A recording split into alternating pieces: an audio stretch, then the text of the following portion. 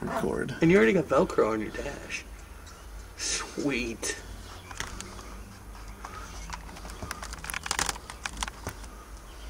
But just think, Jay, if we pull it and put it in the other one, then it's got its spa time, so it can look pretty next summer. Yeah.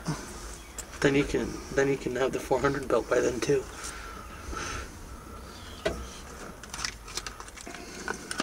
Yeah, I'll take it with. Okay. I'm gonna fine tune my machine. Sounds good. Maybe we'll have a race when you get back. Shh. Oh, wait a minute. That'd only be if you had a 355 sitting on the floor.